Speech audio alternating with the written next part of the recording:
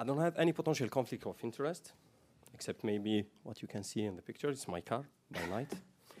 ACS during chest trauma is an uncommon situation. Injuries of the coronary artery in that kind of trauma can be related to different mechanisms, spasm, dissection, or plaque rupture and thrombus formation. The coronary chest pain may be masked by other injuries, and an ECG should be done for every patient with thoracic trauma, as the clinical finding may be misleading.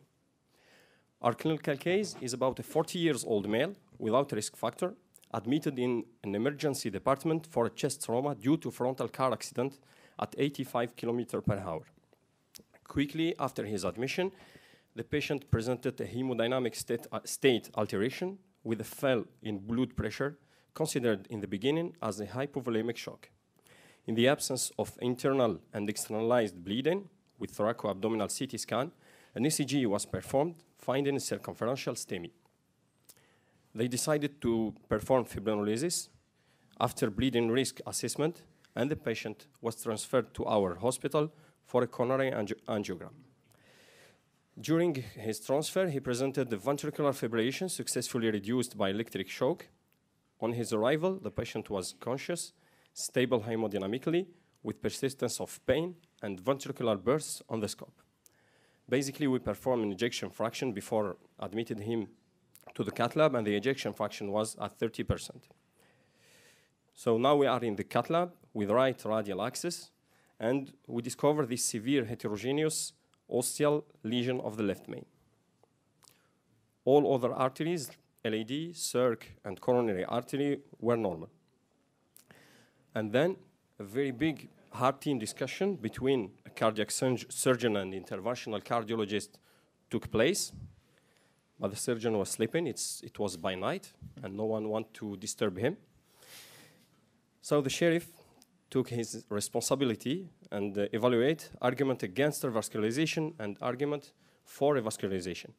Against revascularization, it's a chest trauma, so we have a bleeding risk and maybe necessity of urgent surgery that need discontinuation of double antiplatelet therapy. But for revascularization, we have an ongoing ischemia because we have pain and ventricular extravite.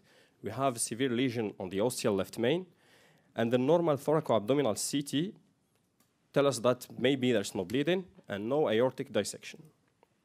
So we decide to perform PCI of the left main. We wire both LAD and circ. Classically, and when we perform PCI of the ostial left main, we put only one wire. But here we are dealing with probable thrombus, so we think that if we have an embolization, it will be better to have our wire in the circ and in the LAD. Then we decide direct stenting. The lesion seems to be easy. There's no calcification. It's not atherosclerosis. We inflate our stent at 12 atmosphere, and then we put it at 18 atmosphere, and this is the final result. The patient passed through the cardiac care unit for 12 hours, and then he was redirected to the referent hospital under clopidogrel 150 milligram and aspirin.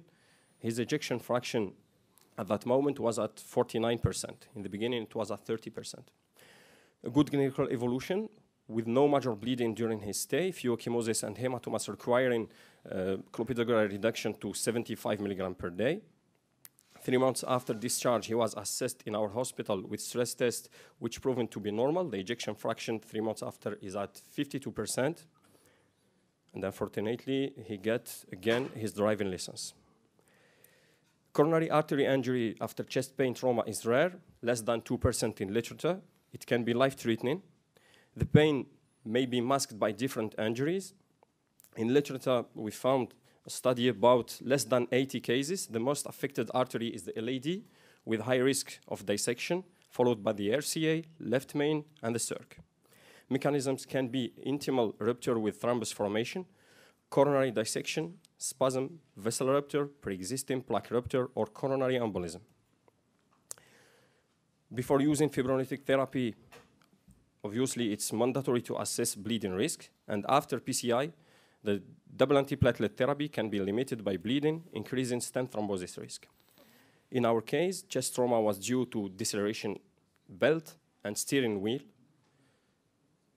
We hypothesis limited dissection or intimal rupture with thrombus in the left main because we have a young patient without risk factor. We have no symptom related to ischemic heart disease at exercise. We have no atherosclerosis in other arteries. We check that by the coro, by the angio, by the scan for the aorta, and by the carotid ecography. Thrombolysis success suggests a limited intimal rupture on the left main with thrombus formation. And before PCI, we focused on this patient to eliminate any non-coronary lesion that may require surgical procedure and therefore double antiplatelet therapy. And as you see in the picture, the airbag for the car doesn't work at that moment. It can explain why we have maybe the steering wheel accident to the chest pain, to the chest. Thank you. Thank you. Yes, a comment? You have seen that the smooth nature of the narrowing of the left main. I suppose that this lesion is caused by sudden trauma rupturing the minute capillaries in the subintima with sudden hematoma in the subintima. Yeah. There is no rupture of the plaque. There is a sudden growing hematoma. There is no rupture of the minute capillaries. Narrowing the left main without rupture of plaque. There is no plaque to be ruptured. This is just hematoma in the subintima. We discussed that in the beginning, but how you can explain the success of thrombolysis? He was shocked, they thrombolized the patient, and he came to our center without the hemodynamic shock. No thrombi. I have not seen any thrombi. Yeah, yeah. This is why we assume, because we didn't practice intracoronary imaging. Yeah. At that moment, we hadn't probe. We have an, how we call it, St. Jude OCT. St. Jude OCT, but we hadn't probe at that night. But we assume a plaque, not plaque rupture, but intimal rupture. But what is the cause of the smooth nature of about 90% narrowing of the left main? Yeah. This is not thrombus, but this is sudden narrowing, Yeah. growing of the subintimal. Absolutely. We discussed subintimal hematoma, but how we can explain the success of thrombolysis? Yeah. The decision of thrombolysis is fatal because I don't have Yeah. the trauma or the excess of the trauma. Maybe there is a major bleeding, Absolutely. rupture of capillaries. Absolutely. Absolutely. It's always difficult to say that thrombolysis is a success, Yeah. because it's a success because the patient was well, but Yeah. is there really thrombus? Not sure. Yeah. This is why we assume this is why we assume a thrombus in the left main, because we have real success of thrombolysis. And about the thrombolysis, did you be afraid? Because when you said there is a chest trauma, important chest trauma, and after that you inject the fibrinolytic. In the center where they receive him, they have no cath lab, and they was dealing with the shocked patient with the circumferential STEMI. So it was maybe the own solution. I've got a question. Yes. So if the thrombolysis was successful, what was the need for urgent stent in the first place? Why did not you wait? When he arrived, we had always chest pain, and we have always ventricular burst on the ECG. So it was not 100% success. Okay, so it was not a successful Yeah. thrombolysis in the first place. Maybe the left main was totally occluded. This explained the hemodynamic shock. And then after I don't know, we assume that after thrombolysis, maybe you have a reopening of the left main and the persistent ischemia. Next question. Thank you for a nice presentation. Thank you. I suggest to do IVUS to know the underlying pathology for the left main. And did you do non-selective cranioangiogram? And did you give nitro to rule out spasm? Yeah.